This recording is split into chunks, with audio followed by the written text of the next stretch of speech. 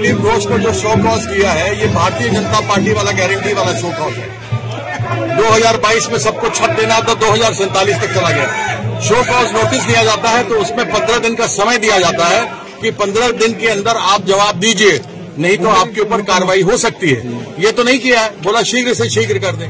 यह लोग झूठी गारंटी देने वाले हैं, यह लोग भाई को भाई से लड़वा करके करने वाले हैं, यह लोग नारी का सम्मान नहीं करते हैं। हमने दिलीप घोष को एक बार नहीं, जो उसकी मानसिकता आरएसएस की मानसिकता है, जो बीजेपी की मानसिकता है, जो नारी को कभी भी स्थान नहीं देते, वह दुर्गा माँ के बारे में कहता था, उसके माँ बाप कौन है किसी को नहीं मालूम है। उन्हें ममता दीदी के बारे में कह दिया कि कहाँ है।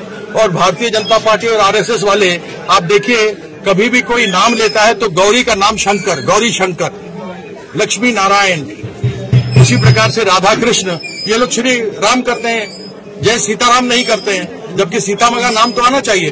और अगर महिला में देखा जाए, देवी में देखा जाए, तो सबसे बड़ा त्याग कौन देवी की थी? हमारी सीता माँ की थी।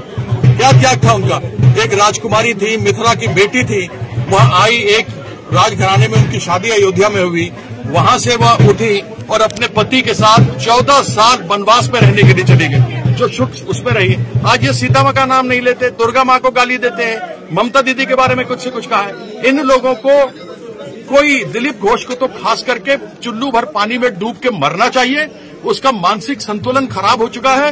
कोई न कोई बीजेपी वाला उसको अस्पताल ले जाए। अगर वो नहीं ले जाना चाहता तो हम अपनी तरफ से उसका फ्री इलाज दिमाग का करवाने के लिए तैयार हैं। दिलीप घोष को जो शो कॉज किया है, ये भारतीय जनता पार्टी वाला गारंटी वाला शो कॉज है। 2022 में सबको छत देना तो 2047 तक चला गया। शो कॉज नोटिस दिया जाता है तो उसमें 15 दिन का समय दिया जाता है कि 15 दिन के अंदर आप जवाब दीजिए, नहीं तो आपके ऊपर कार्रवाई हो सकती है। ये तो नहीं किया है, बोला शीघ्र से शीघ्र कर दें।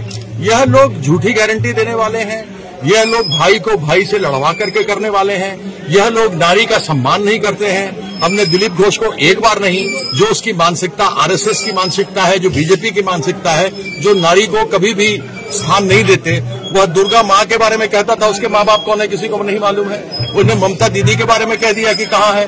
और भारतीय जनता पार्टी और आरएसएस वाले, आप देखिए, कभी भी कोई नाम लेता है तो गौरी का नाम शंकर, गौरी शंकर, लक्ष्मी नारायण, उसी प्रकार से राधा कृष्ण, ये लोग श्री राम करते हैं, जय सीताराम नहीं करते हैं, जबकि सीता माँ का नाम तो आना चाहिए। और अगर महिला में देखा जाए, देवी में देखा जाए, तो सबसे बड़ा त्याग कौन देवी की थी? हमारी सीता माँ की थी।